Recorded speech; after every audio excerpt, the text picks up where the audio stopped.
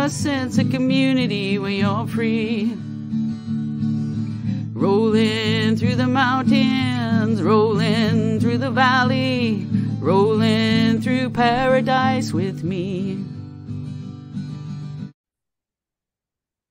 Good morning, everyone, or good afternoon. You're going to be seeing this in the afternoon. I'm very pleased today. My guest is from Toronto, Ontario, and is an artist, a poet, and this is my favorite, okay? Her pet hobby, outing frauds on Facebook. Time to meet Isabella Gamk. Welcome to the show, Isabella. Thank you so much. Thank you for having me, Nancy. Oh, it's a pleasure for sure. I just got to talk about the outing frauds on Facebook for a minute. You know, my best so far was Elon Musk. Yeah. That was good. So what kind of frauds have you come across? Oh, all kinds of people that have been trying to hack and scam me for years, but it's been getting worse. Yes. I have people that constantly try to spam me, but on my Facebook group. And you know what? This is one thing that I can't find, because when you click on their image, there's no page shows up. And there's no way to report this. Right. So this is a big problem. But other times, you know, there's people, so many on Messenger, like they just come across, you know, when they send you a message and they tell you this, or, you know, I got this and that, or they pretend to be somebody else. You know, sometimes you have a feeling, and when you know, the thing to do is to call them. Oh, you call them after they message you on Messenger, and you video call them. If they don't answer your video calls and they give you all kinds of excuses, they're a fraud. Or a lot of times, sometimes they do answer. And it's like, you know, they're presenting as somebody, and they're a totally different ethnicity and a different gender, and you know what I mean? Like, yeah. So that's what I mean by outing frauds. Okay, that's pretty cool. Yeah. I mean, it is getting worse as far as I can tell too. Like people pretending they're already, you know, they want your friend request, and I always check. That name sounds familiar, so I always go into my friends and see if they're already a friend. Mm-hmm. That's the best. Yeah, but that's the thing too, though. You know, there's people that, you know, they just accept anybody as a friend, and then people automatically, you know, when they see that, oh, this person's asking for a friend request, and they're friends of this other person, friend of yours, you think, oh, they're okay because they're friends with that person, but they're not. Yes. Many times, I've told people before, just because somebody's a friend of mine on Facebook, don't trust them. Don't, you know what I mean? Unless you know them, you know what I mean? Because I don't know everybody that personally that I have as friends on Facebook. You know, I accept people as friends, and I give them face value, but I'm leery, and you know, sometimes I've had people that have been friends with me for 2 years before they start asking for stuff and then demanding stuff and trying to belittle you because you're not giving them stuff. You know what I mean? And yes, yeah, it's, you know what I mean? Like, yeah, it's just, you know, there's all kinds of just kind of different scams and frauds. And yeah, like this Elon Musk, you know, he told me I was selfish because I wouldn't invest in his whatever, you know, right? It was so funny. Anyway, well, you know, he posted a tweet there not too long ago, tweeted that, the left wing is welcome on here or something on Twitter. I said, since when does a 1% give a damn about about the left? You know what I mean? Yeah, so nuts. But yeah, you know, I love him too. Now let's change the subject for a little bit. I want to talk about what type of artist are you? I do. I've done paintings, you know, different paintings and stuff. But I carve soapstone. I do art, whatever. You know, I've been doing art since I was in high school. Right. You know, I haven't done it my whole life, but you know, here and there in parts of my life, I've done it when I've had time and peace of mind and inspiration. Okay. Yeah. Now you're also a poet, right? Yes. I published my own book of poems. You know, like you know, I was homeless for many years. I struggled with drug addiction, with cocaine. Okay. And you know, and eventually crack. But you know, I managed to stop that about 15 years ago. But you know, I was struggling with a lot of depression and stuff. You know, I have a lot of health issues and long-term HIV survivor. And you know, after I was homeless for many years, I got some HUP housing program. I got accepted onto that, and I got my apartment. And I was there for 5 years. And it was nice. You know, I went through so many suicide attempts up to that point, like 6 or 7 or 8 attempts. and you know, I managed to quit the cocaine and crack. Good for you. I know. And I just found myself so creative, especially after the last suicide attempt. After I got housing, you know, I found out that the support that was promised me wasn't there. Yeah. And you know, like there, where's Miss Lady? You know, like when I moved in off the street, I didn't have any food or anything else, and they knew I had dietary restrictions, but they bought me a whole box of cartons of sour cream and onion noodles. You know, and I couldn't eat them. You know what I mean? Right. Yeah. You know, I was gluten free, and then you know, so it's like, yeah, it's just you know, that's not supporting somebody. You know, you give them something like that, you're not paying attention to their actual needs. Yeah. Right. But you know, so I found myself very creative, and I wrote a lot of poems. So I decided I'd publish my own book, and I printed off a bunch of copies. I think 75 copies or something. I can't remember. And or maybe it was 150 copies. I can't remember. But I ended up giving most of them away. It was, you know, hard to sell them. You can't really sell stuff, you know. Same with art. It's hard to sell art. I agree. You know, years ago I wrote a kid's book and I ended up giving most of them away. And it's like, yeah, and I do art as well. And it's like, well, most of them are sitting on my walls or waiting for some people take them for fundraisers, which is really nice, you know. So if if you think about doing something like that, if find somebody's looking for fundraiser and then they can sell your work and at least your name gets out there. Right. Yeah, the thing is, like with soapstone carvings, you know, you put a couple, you know, you put a month or two work into it. Yes. And you know, people want to give you $20 for it. It's like, you know, yeah, like... I know. I hear you. Now, here's another interesting thing about you. You ran for mayor, right? Yes, I did. Yes, I did last year, and I'm running again this year. You ran. When is the election? This year? Next Monday. Oh my goodness! Well, good luck with that. So, what made you decide to run? Well, I started a group in 2018 called Proof Protecting ODSP OW Funding.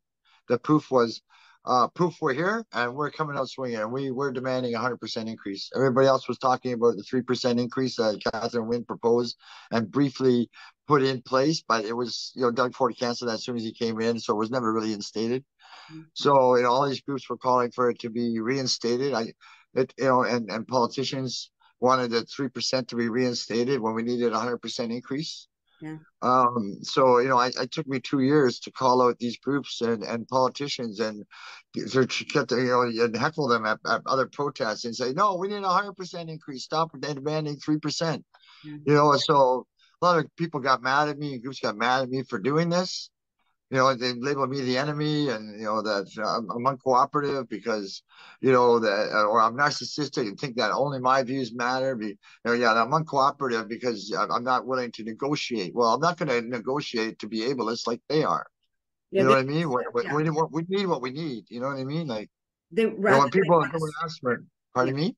Sounds like they want to settle for whatever they can get. Yeah, you know, yeah, it's easier to fight for less than we need, but 20 years of that by groups and then advocating for less than we need and accepting even less has left ODSP clients, disabled people in Ontario with a $522 shelter allowance.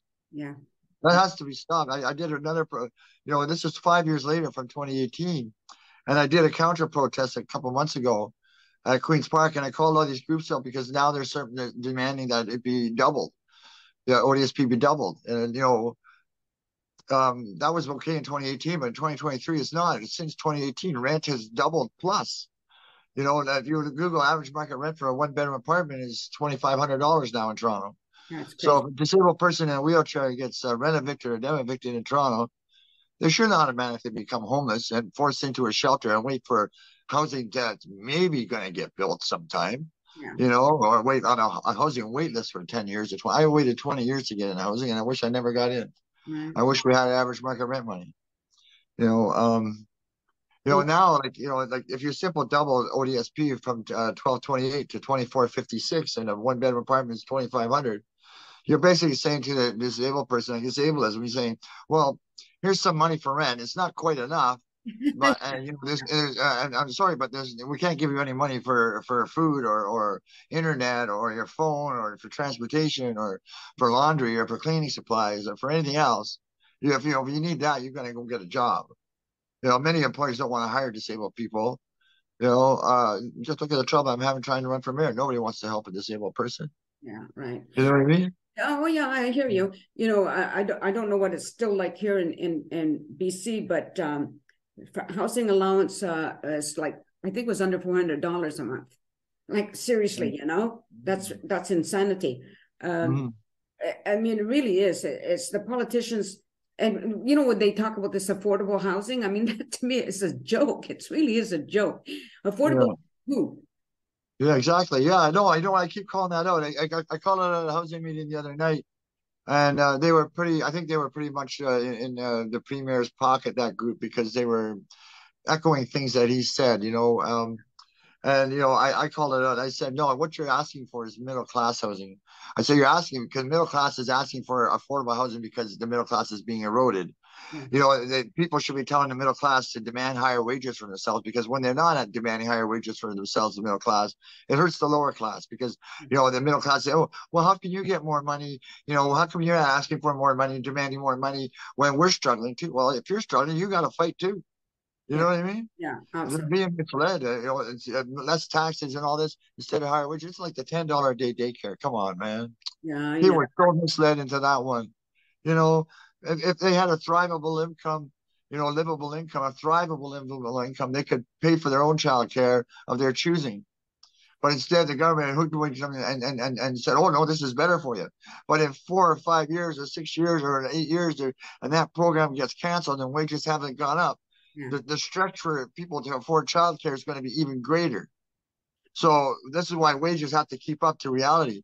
You know, when the politicians give themselves a 19% raise, you know, the RCMP 20 something percent raise, you know, as because it's cost of living. And then they tell the general public, you know, cost of living only is 6% this year Yeah. or 5%. You know, it's not true. They're, you know, it's a joke, you know. I We see it agree. here. The provincial government here in Ontario gives themselves a 19% raise. Like, what the heck is that? Yeah. And tell the public, oh, inflation only went up 6% or something. Cost of living only went up 6%. No. Who came up with those So figures? if they need it for a cost of living expense, then why don't we? Yeah, And not only that, because of their higher wages, when they get a percentage like that, the amount of money that they're getting increased on top of their wages is even greater than, you know, sometimes even that 19% increase could be more. Just that increase alone could be more than what people are disabled people are getting to live on right. for a month. You know what I mean? Yeah. So this is not right, because when we get a 19% increase on $1,000, what is that? You know what needs You to know? happen? All of those government employees or the ones that got the raises, whatever, the politicians need to be put on a limited income for a while, like even 2 months. You Try to survive you know, what you survive on. give them a minimum wage. Give them a minimum wage, or Yeah, make it a voluntary exactly. position. See if they still want to be politicians. Exactly. That would You shock know? everybody, you know, because they don't understand. They really don't understand, I think, because if you're not there, it's hard to relate to somebody who is, you know? Mhm. That's my Yeah. thought anyway, right? No, Like, no, it's true. It's true. You know, like, you know, something else is you know, we really got to cut ties with Britain. With I'm oh, sorry, yes, because you yes, know there's a big problem. You know, the term social murder was coined after the British treatment of the Irish in the 1800s. right. Social murder, and you know they in Britain they treat their disabled people not much better than we do here. Yeah. And you know, leading by example is not helping us. And you know, it's got to be called out. You know, um, yeah, it's shameful It is. that Shameful. I agree with you uh, 100%. Like so much money goes to and well, I looked it up. Now I can't remember. I looked it up what Canada as a Commonwealth contributes to as being a Commonwealth. You have to spend so much money, and then when people like the Pope came and stuff, you know, it cost us I think it was $30 million when the Pope came. what yeah what and while he sits in his gold palace. Yeah, exactly. You know, he didn't. Yeah, no, it's not. It doesn't. You know what? And not only that, but his visit here, um, by his statement, you know, that homosexuality is a sin but not a crime. He's basically saying, yeah, you know, homosexuality is bad, but you know, the government won't do anything about it. So, you know, and the media echoed this and echoed this and echoed this and echoed this for friggin' weeks. And this is why the hatred against the two-spirit LGBTIA community has increased tremendously, you know, and nobody wants to call that out. It's an elephant in the room. And, you know, it's acceptable for the Pope to spread hatred. And that shouldn't be acceptable. I agree with you. You know, I have people in my family who are transgender, or gay, and it's like, get to know them and you'll know they're people. They are just people, period. No, that's it. You know, if I was the mayor of Toronto, I would organize family day picnics in parks and large parks, you know, and get the LGBT community agencies involved. And so that they could have a meet and greet, and you know, the public can come out and enjoy food with the LGBT community, and you know, get to know that we're not, you don't have to be afraid of us. You know, we're not out to get you. You know what I mean? Exactly. Like, it's so insane. But you know, we're kind of I feel like we're kind of following like what's happening in the US right now, you know. Yeah, you know, and this is a problem with NATO too, you know, like I joked around a while back because when Finland was allowed to join NATO, you know, when they were discussing it, I said, you know, well, Finland's going to have to create a lot more homelessness before NATO will accept them. Right. Because every NATO country's got homelessness up there. Wahoo. You know, it's not right. You know, this piecemeal you know, efforts from the three levels of government to fix housing in Canada is a joke. You know, we got to go back to the days like after the war when they built mass housing across Canada in one go.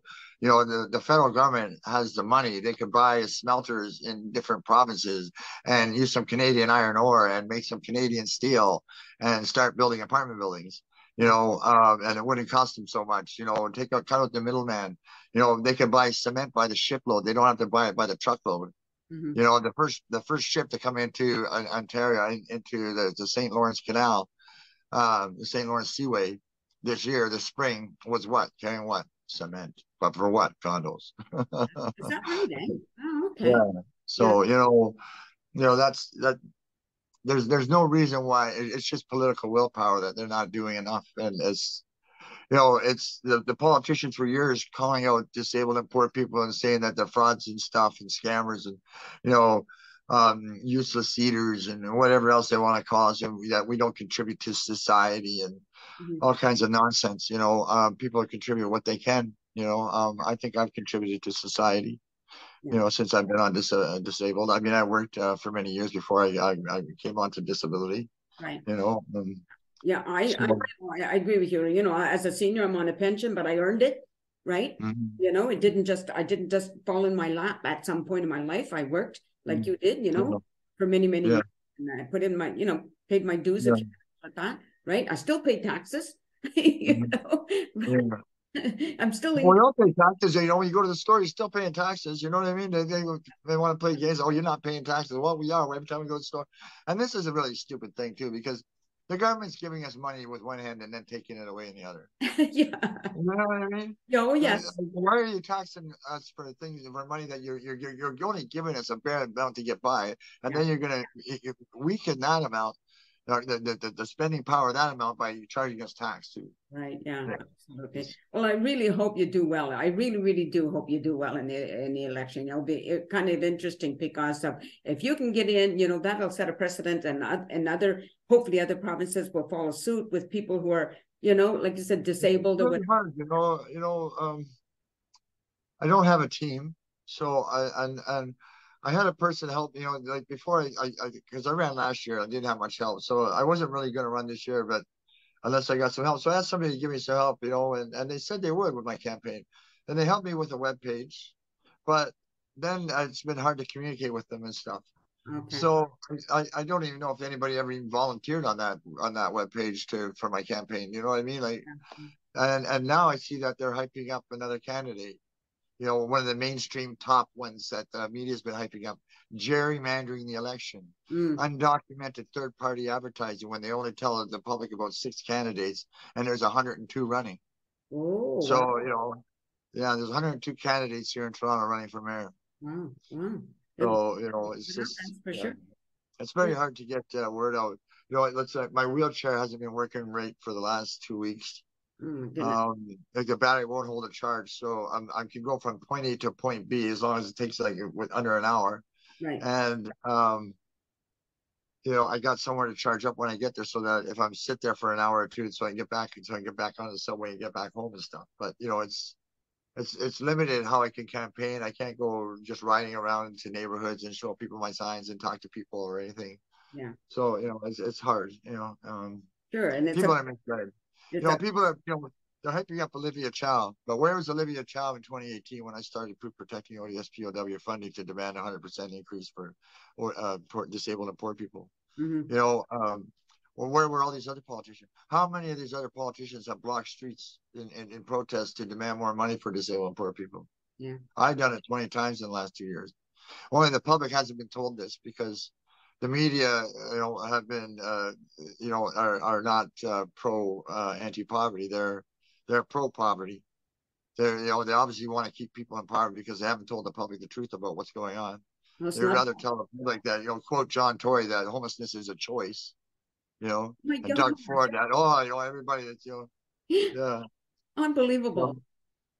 But Yeah. we're going to end it there because I like that comment about homeless as being a choice. Like, hello, you know, where you, well, when a single person on welfare gets $733 here in Ontario, $390 for their rent and $343 for their basic needs, and a room, you know, if you're lucky, you get one for $800, but you're probably going to spend $1,000 or more if you can get a room. So the whole check, and they only get the whole check if they have a place to live. Right. So that's why you see more and more homeless. You know, here in Ontario, 4 years ago, there was 12% ODSP clients and 7% OW clients living in subsidized housing. Last year, when I ran for mayor, I checked the numbers again with the Income Security Advocacy Center, and they said that there's only 9% ODSP clients and 5% of OW, like welfare clients, living in subsidized housing. So there's less disabled and poor people living in subsidized housing now than 4 years ago. So they can yell for it, scream for it. You know, this is the housing system is not working. No, and there's I think Canadians should be guaranteed average market rent money. Mm-hmm. You know, by postal code. Mm-hmm. And that way, people aren't if they get rent evicted or dem evicted, they're not forced to move out of their neighborhoods and away from their supports and friends and family. Right. Yeah. You know, so I think you know, most of these problems, like the government's propping up everybody's rent anyways by subsidized housing, rent geared income housing, co-op housing, whatever. It's all government adding money to the thing with developers and, you know, deeply affordable, whatever.